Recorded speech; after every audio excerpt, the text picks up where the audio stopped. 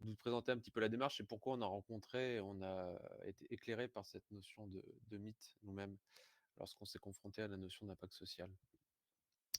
Donc, je suis chargé de recherche et transfert à l'Institut Gaudin. Alors, l'Institut Gaudin, c'est une association qui est née en 2008, qui a été créée en 2008 à Amiens, qui est vraiment le fruit de la rencontre entre des chercheurs de la faculté de sciences économiques, d'Amiens et des dirigeants du monde de l'ESS, plutôt dans l'insertion par l'activité économique, avec l'idée vraiment de créer un pont, un lien entre le monde de la recherche académique et les acteurs de terrain. D'où notre, travail de recherche et transfert. C'est-à-dire qu'on a vraiment un pied dans le monde de la recherche. On est tous, enfin, la majorité des salariés de l'institut, on est 7 actuellement. On est docteur ou doctorant en sciences économiques. Moi-même, je suis docteur en sciences économiques, en sociaux, en sciences politiques aussi. On a une jeune doctorante en sciences politiques. Donc un pied dans la recherche académique, on produit des thèses, des articles. Et le pied sur le terrain entre guillemets, c'est-à-dire qu'à la fois on a des modalités de recherche appliquée où on va directement faire des travaux pardon de recherche au regard de questionnements ou de problématiques qui nous sont proposés par des acteurs de terrain. Et aussi, on travaille sur des formes de transfert selon différentes modalités, créer des méthodes, voilà, des outils, faire des présentations comme aujourd'hui. Donc voilà, ça peut prendre une large variété de formes. Et on a travaillé sur différentes thématiques, alors qui concernent assez largement quand même qui concernent assez largement le monde de l'économie sociale et solidaire.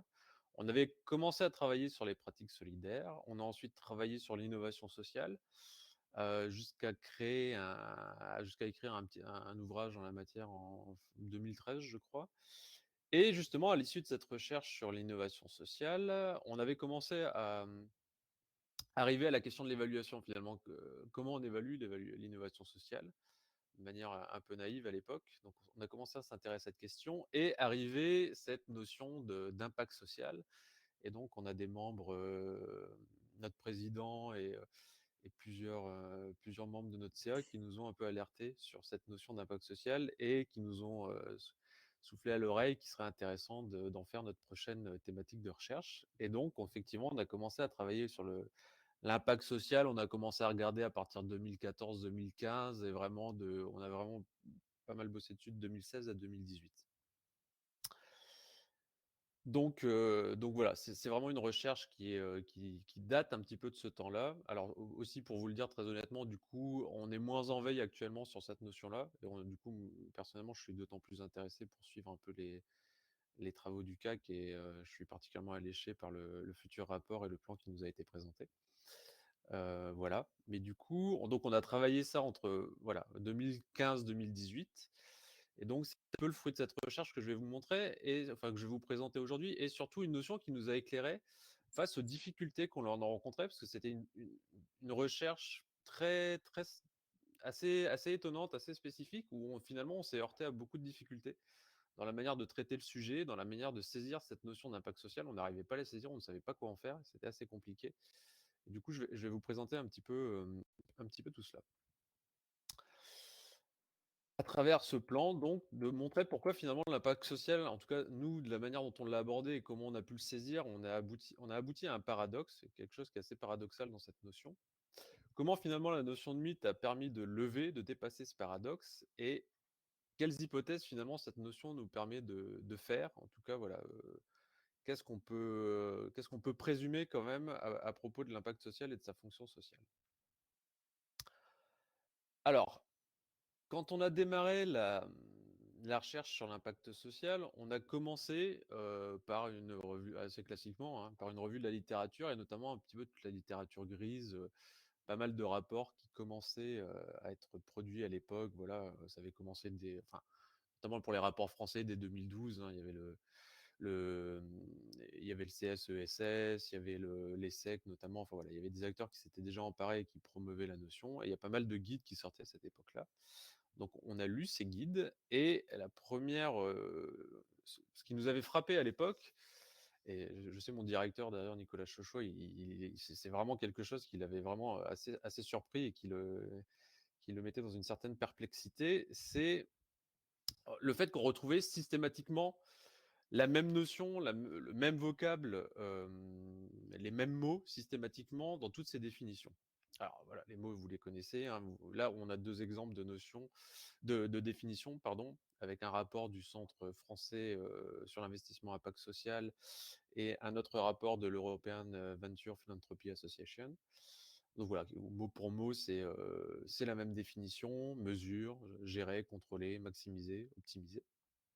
Alors vous me direz, une définition, après tout, si elle se retrouve, c'est parce que la définition est bien établie et que du coup ça pose pas de problème. Mais ce qui rendait ça de plus étonnant finalement, c'est qu'on était dans une espèce de, comment dire? Quelque chose de très autoréférentiel avec des rapports qui se citent entre eux, mais où finalement on n'arrive pas à faire la généalogie un petit peu du concept, la généalogie de cette mesure d'impact, d'où ça vient, qui a défini, qui l'a défini de cette manière-là.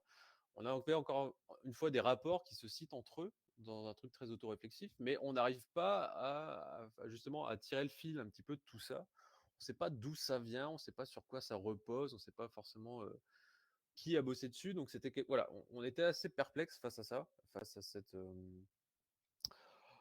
voilà, à cette difficulté de faire la généalogie du concept et justement à cette espèce voilà, encore une fois ce truc très un petit peu comment dire?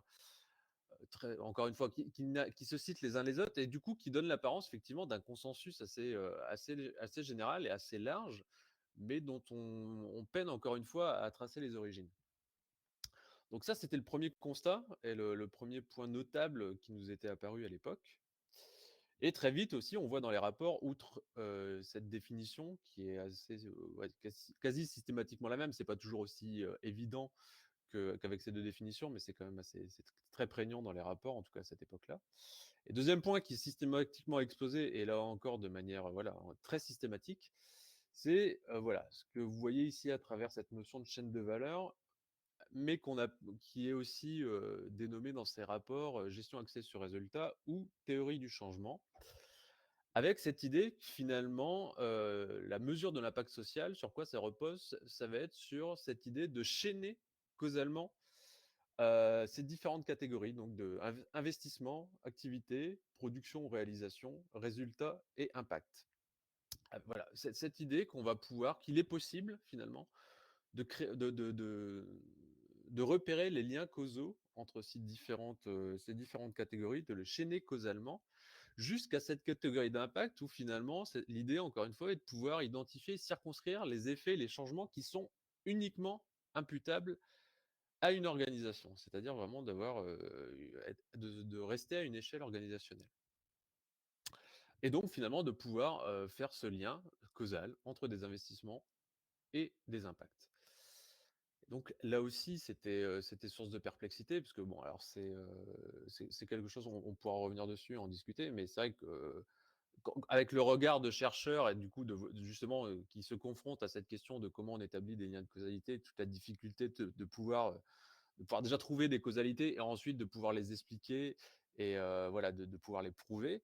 De voir finalement à quel point ça pouvait être présenté de manière assez simple et en plus à une échelle organisationnelle, voilà, vraiment, de pouvoir isoler des impacts. L'idée que ça pouvait être ne serait-ce que l'idée que ça pouvait être fait était assez interpellante et du coup, c'était encore une source de questionnement assez importante. Donc ce qu'on trouvait aussi à travers ces rapports, c'est que finalement, certes, comme c'est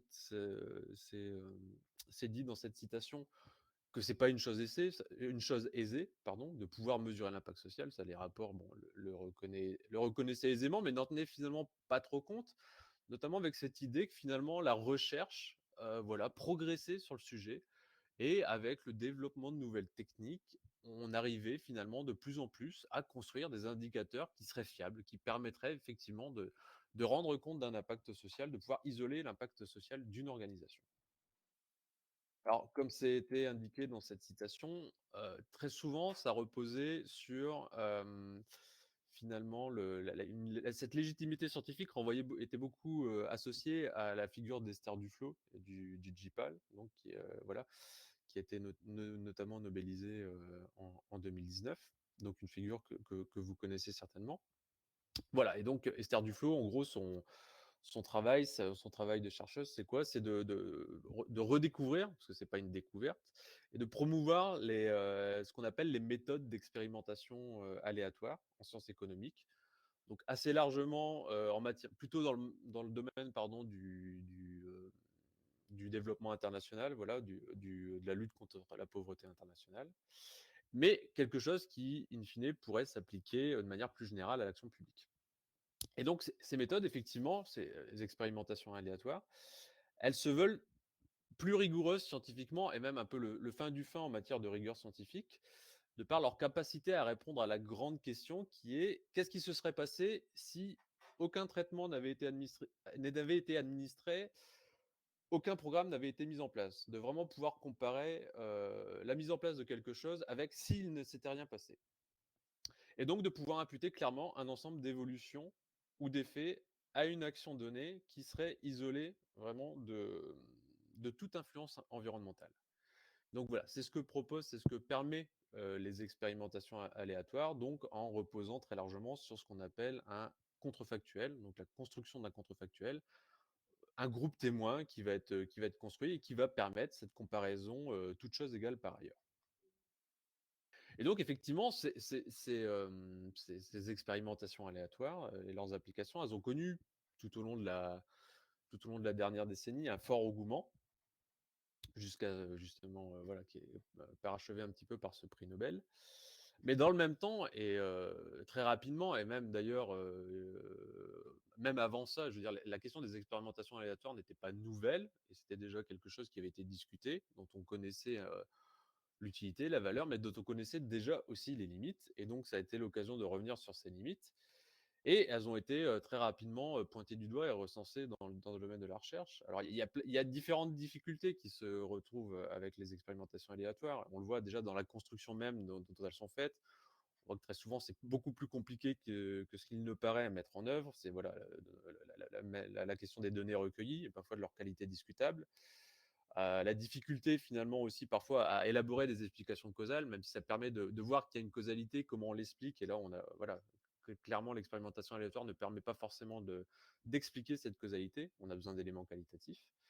Il y a une difficulté parfois à transposer des résultats et cetera. Il y a tout un aspect aussi, qui est pas directement scientifique, mais extrêmement important, c'est le coût que ça induit, le temps et le coût que nécessite la mise en œuvre de telles expérimentations. Donc voilà, tout un ensemble de limites qui ont été pointées, mais une et peut-être la principale pour ce qui nous concerne, c'est que finalement ce type de méthode, elles ne sont, pertinentes, malgré toutes ces limites, elles sont éventuellement pertinentes que sur un petit nombre finalement sur un petit périmètre, sur un petit nombre de programmes ou d'actions. Et donc ça, encore une fois, c'est dès 2012, ça avait été pointé, notamment par l'Agence, française d'évaluation qui a testé et qui a voilà, qui a fait un rapport sur le sujet et donc qui nous disait que finalement ce type d'expérimentation ne marche que pour ce qu'on va appeler finalement des programmes tunnels. C'est-à-dire qu'on un début et une fin qui sont bien délimités, où on peut clairement définir un intrant et un produit, où finalement c'est impossible d'abandonner en cours de route. Une fois qu'on est justement dans le fameux tunnel, on ne peut pas sortir. Les personnes voilà, qui seront impliquées dans le projet ne peuvent pas sortir. Le parcours est court et prévisible et il va, c'est tout l'enjeu, être préservé de toute influence extérieure.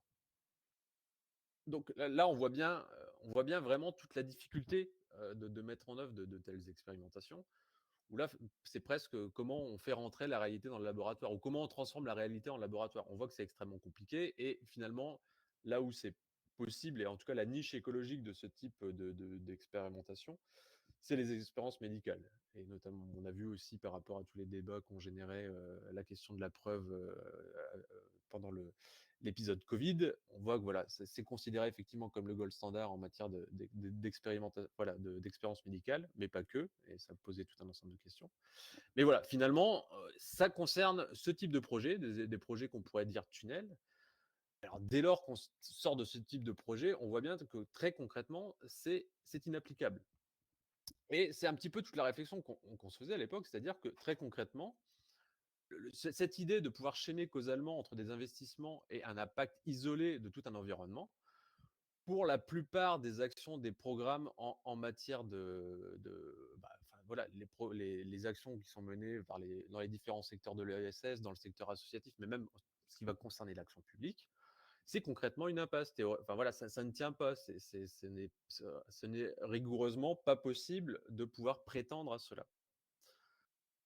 Donc ça c'est assez évident encore une fois et là, même si on enfonce un peu une porte ouverte en disant ça, mais si on vraiment on prend au mot ce que nous vendaient en tout cas les rapports qu'on a analysés à l'époque en matière de mesure de l'impact social, ce n'est rigoureusement pas possible. C'est voilà, c'est pas possible, c'est pas on ne peut pas faire ça. On ne peut pas isoler des impacts à l'échelle d'une organisation dans un environnement ouvert, a fortiori quand on a affaire à de l'humain.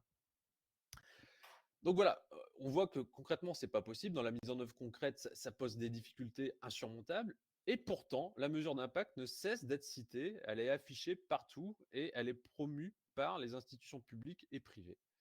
Du coup, la question auquel on se confronte est vraiment c'est vraiment une source d'étonnement, mais bon, enfin, c'est une vraie difficulté en matière de comment saisir finalement, qu'est-ce qu'on fait de cette notion? C'est comment on explique ça? Comment la mesure d'impact peut-être, elle, à ce point plébiscitée, comme un gage d'efficacité et finalement devenir une quasi-nécessité? Veut dire, ouais, dès 2012, on le voyait dans les rapports, il faut que voilà, le monde de l'ESS doit se saisir de la mesure de l'impact social, voilà et tout ce que ça charrie, culture de l'évaluation et cetera et cetera. C'est important, c'est nécessaire, on va nécessairement passer par là alors que concrètement, elle est quasiment inapplicable rigoureusement. Et qu'en plus, du coup, elle n'est pas concrètement mise en œuvre. C'est-à-dire que quand on fait, il y a une masse de rapports qui est extraordinaire et quand on voit finalement ce qu'il y a en face, il y a peu d'expérimentation concrètement. C'est pas forcément des réussites. Voilà, en général, les gens qui justement se collent à la pratique et sortent un petit peu voilà, de cette espèce de chambre d'écho il faut faire de l'impact social et l'impact social. C'est ça. On voit que c'est extrêmement compliqué, c'est du bricolage, c'est très difficile d'arriver jusqu'au bout. C'est pas toujours très intéressant d'arriver jusqu'au bout. Et point qui commencera aussi à apparaître au fur et à mesure, c'est qu'en plus, très concrètement, la mesure de l'impact social, même si on arrive à quelque chose, un truc qui ressemble à un chiffre à peu près rigoureux, à quelque chose d'à peu près quantifié, en plus, ça n'a pas une énorme influence, bien souvent, sur la décision politique. Il y a aussi là comment dire? Une inadéquation entre ce qu'on s'imagine que ça peut ce que ça peut permettre en termes d'arbitrage et comment dire? D'allocation des ressources pour le pouvoir politique et dans les faits, ce n'est pas forcément ce levier-là, en tout cas la preuve, ce qui est censément être une preuve rigoureuse, qui sera le levier, prioritaire le plus important en matière de décision politique. Donc il y a vraiment un paradoxe qui est assez énorme, assez saisissant. Donc voilà, on bute sur ce paradoxe, on s'y confronte, on essaye de chercher comment le lever et on a un espèce d'eureka un jour avec justement cette notion de mythe qui nous est amenée par mon collègue Yannick Martel, donc qui est sociologue et qui voilà, qui rencontre cette notion dans un article, proposé par des sociologues, donc Fabien Desage et Jérôme Godard, dans un article qui s'appelle, Désenchantement idéologique et réenchantement mythique des politiques locales. Je rentre pas dans l'objet de l'article, ça nous ferait faire un détour un peu long. Mais comment dire? Qui propose, cette notion de mythe qui nous vient de Paul Veyne, donc un historien spécialiste de l'Antiquité, de la Rome et de la Grèce antique notamment, et qui a écrit un livre en 1983 qui s'appelait «Les Grecs ont-ils cru à leurs mythes?» Du coup, ils reprennent cette notion et ils la présentent et c'est vraiment un eureka quand on lit ouais, quand ils explicitent la notion dans l'article, ça fait immédiatement, voilà, ça colle avec ce que l'on rencontre, sur l'impact social et les difficultés sur lesquelles on se confronte. Premier point, c'est voilà, c'est pas là tant la question de savoir si c'est vrai ou c'est faux, mais finalement, le mythe se présente comme une croyance qui est vraisemblable et infalsifiable et c'est là ce qui nous intéresse particulièrement et ce qui fait tilt à l'époque, c'est-à-dire qu'elle repose sur des tenants et des aboutissants qui sont à la fois étrangers à la raison scientifique et à l'expérience pratique. Alors, c'est exactement ce qu'on retrouve en impact social. C'est-à-dire que scientifiquement, c'est tout le temps en train de se donner une légitimité scientifique, mais ça ne tient pas, si on est voilà, en toute rigueur, ça ne tient pas scientifiquement. En tout cas, pas à ce qu'on voudrait, à ce que là où on voudrait que cela s'applique. Et en plus, ça ne tient pas à l'expérience pratique parce qu'on voit bien qu'en pratique, du coup, c'est extrêmement compliqué et c'est voilà, c'est du bricolage, ça ne correspond pas à ça. Et à la fin, on n'est pas capable d'isoler à proprement parler un impact. Donc ici, première grosse convergence. Voilà. Et deuxième convergence, là, ça explicite un peu le rapport à la science, ou en tout cas à la légitimité scientifique, où justement, Paul Veyne et à la suite de ça, Gonard nous disent que finalement, les hypothèses constitutives des mythes n'ont pas à être validées par la raison scientifique, même si elles peuvent s'en inspirer, voire s'en revendiquer. Du coup, ce qui permet aussi, voilà, ça pose cette question de, OK, on a tout l'apparat de la légitimité, de la rigueur scientifique, mais on en a absolument pas. On est vraiment dans le Canada Dry de la science, c'est-à-dire, voilà, ça en a le goût, ça en a le couleur, mais ça n'en est absolument pas. Et troisième point, le mythe n'a pas besoin d'être validé pour opérer. Sa force va reposer justement dans sa capacité à mettre en récit l'action publique sans contrainte de résultat. Alors ici, bien s'entendre sur ce qu'on dit sans contrainte de résultat. On n'est pas en train de dire qu'il n'y a pas justement une contrainte pour les acteurs auxquels, en bout de chaîne, cet enjeu de l'impact va plus ou moins s'imposer selon les secteurs d'activité. Mais c'est que l'impact social en lui-même, enfin l'idée de faire la mesure de l'impact social, voilà, elle n'est pas validée parce que concrètement, ça n'arrive, enfin voilà, encore une fois, je reviens toujours à ce point, ce n'est pas possible de le faire en toute rigueur, de bout en bout, par rapport aux actions de l'ESS et à l'action publique en général. Du coup, on creuse cette question de mythe justement pour essayer de mieux la comprendre et de voir comment elle peut nous permettre de penser l'impact social. Et donc là, on va notamment chercher directement dans l'ouvrage de Paul Venn et on voit plusieurs caractéristiques qui sont très intéressantes pour ce qui nous concerne. Premier point, c'est que le mythe est un récit anonyme, il n'a pas d'auteur. Ça, je vous le dis tout de suite, ça fait écho à ce qu'on a vu lorsqu'on a commencé à lire les premiers, tous ces rapports qui ont été produits, où justement avec cette espèce de, voilà, de circularité, où on n'arrive pas à faire la généalogie du concept. Et là, on est pile dedans. C'est un récit anonyme. On voit pas vraiment une autorité, voilà, quelqu'un, un premier auteur qui l'aurait défini, qui serait sourcé, voilà, auquel on pourrait faire référence. On sait dans quel contexte, on sait à quoi il l'appliquait. Ici, on ne sait pas. Le deuxième point qui fonctionne à merveille aussi ici, c'est que le mythe va fonctionner par la répétition de ce qui se disait et non pas de ce qu'on en a vu. Encore une fois, on renvoie pas forcément à la pratique effective, mais c'est toujours, c'est ce qu'il en est. On répète ce qui en est déjà dit finalement. On a lu un rapport et c'est une sorte de renseignement. L'impact social, on a lu ce que c'était, on a lu, voilà, telle personne nous dit, voilà, en tout cas, tel rapport nous dit que l'impact social, la mesure d'impact social, c'est ça. Ben, on va reproduire la même chose. Voilà, et on est vraiment, voilà, c'est ça, c'est une citation de Paul Veyne. Voilà, c'est vraiment des gens qui sont renseignés, qui sont branchés, non pas sous le mode de la révolution, mais voilà, qui ont une connaissance diffuse, ils vont la capter et ils vont la proposer à leur tour. Voilà, finalement.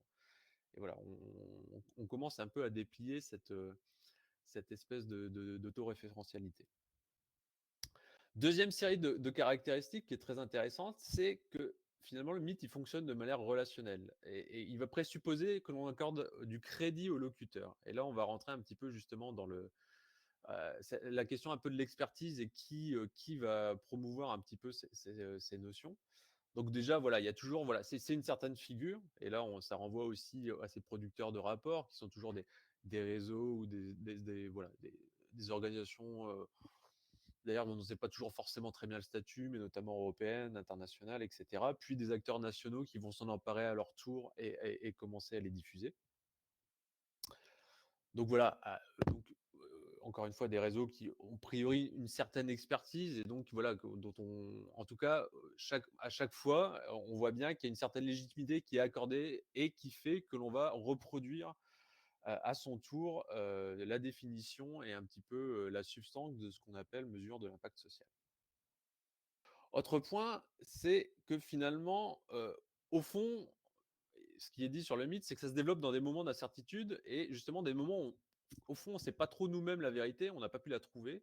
Du coup, on va adopter ce qui se dit ou s'instruire auprès de quelqu'un qui semble savoir. Et voilà, encore une fois, l'impact social, on est pleinement dedans. C'est-à-dire qu'on voit bien que les gens qui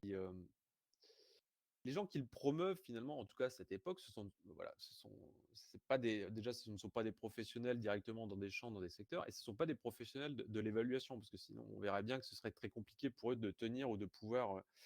Ce ne sont pas des chercheurs non plus. Ce serait très compliqué pour eux de pouvoir tenir ces discours-là, de le reproduire, voilà. Donc c'est des gens finalement, voilà, voilà, on ne sait pas trop nous-mêmes au fond, et parfois même on n'est pas directement concerné. C'est pas forcément un enjeu pour nous. Mais il y a d'autres acteurs qui le disent, qui le promeuvent, donc c'est que ça doit être vrai, ça doit être intéressant, ça doit être pertinent finalement. Et donc nous-mêmes, on va le reproduire.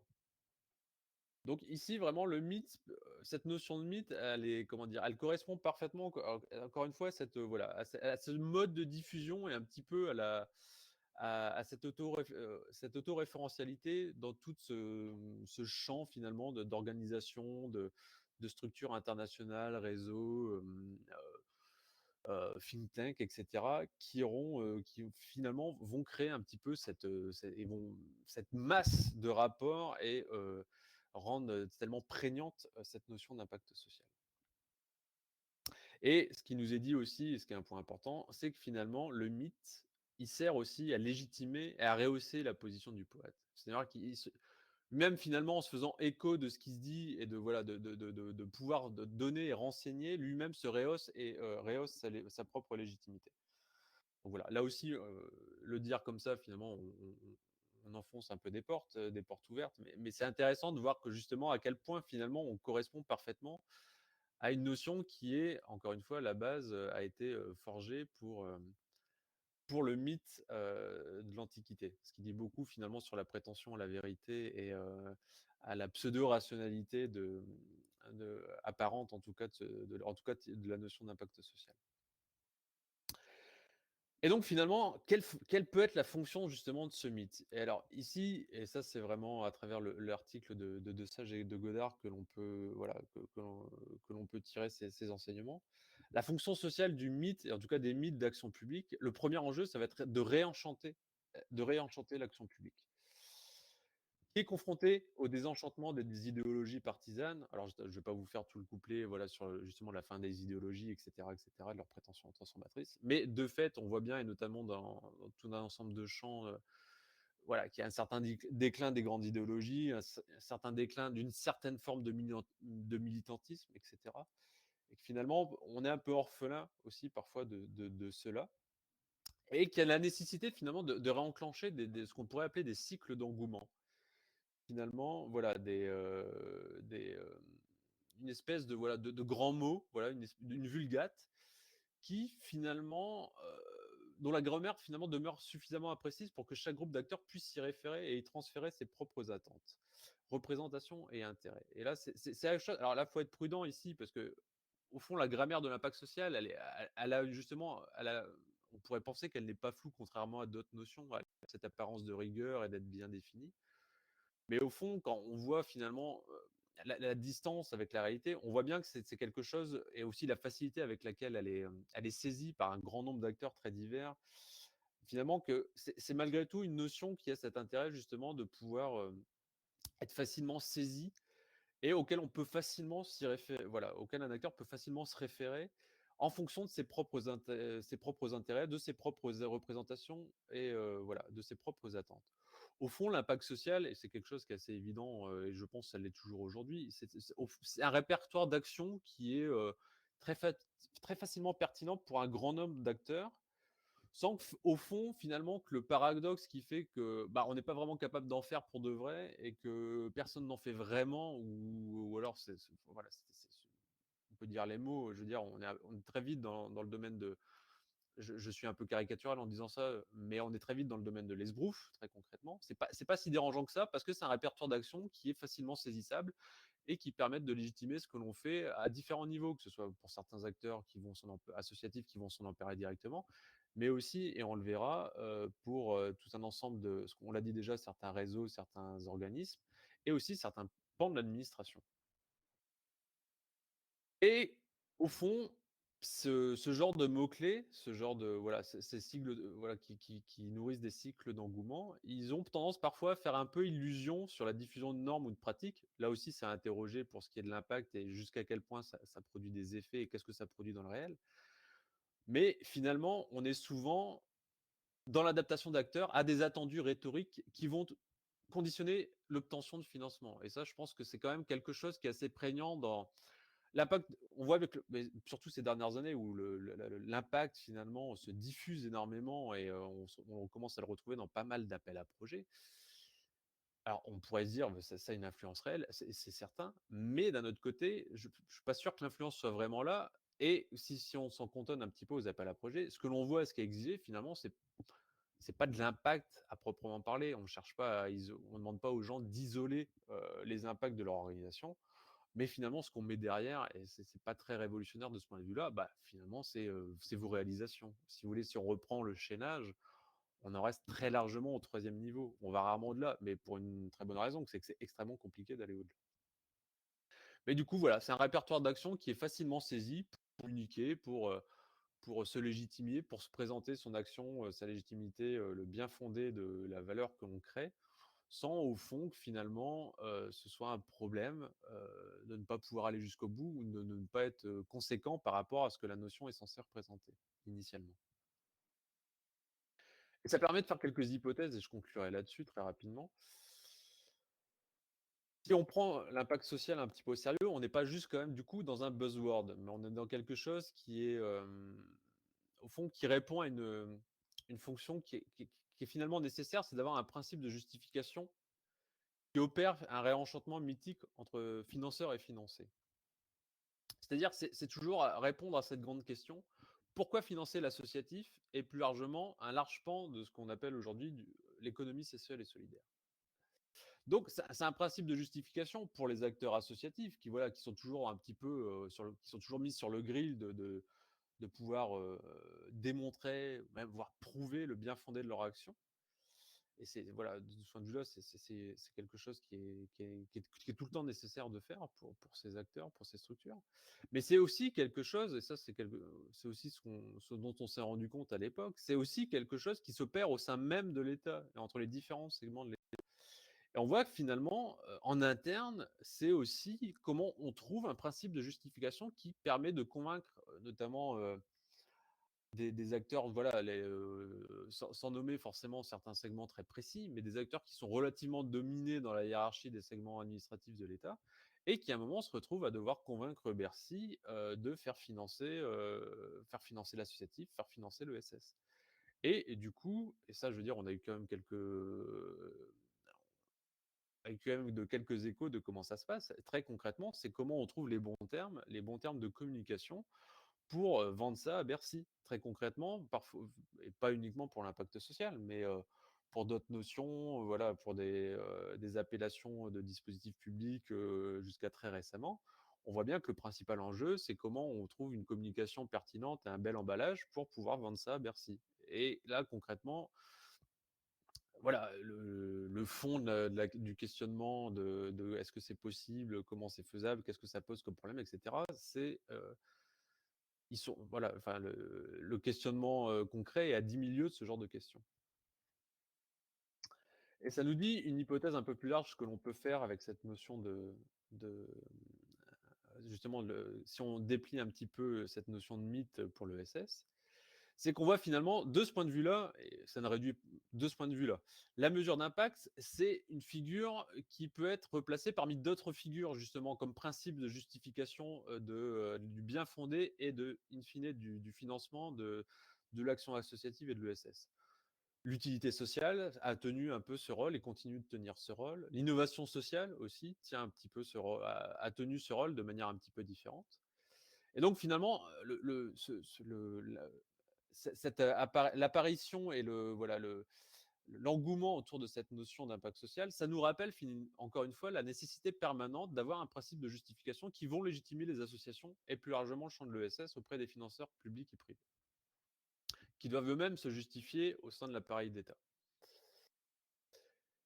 Et donc, voilà, on a des principes de justification qui sont souvent, en fait, dès lors qu'on gratte un petit peu la peinture, qui sont finalement assez flous et c'est là aussi où c'était intéressant même de nous voir nous-mêmes instituts, dans notre position qui est un peu particulier. On n'est pas les seuls, mais plus largement aussi la fonction de la recherche par rapport à ce type de notions.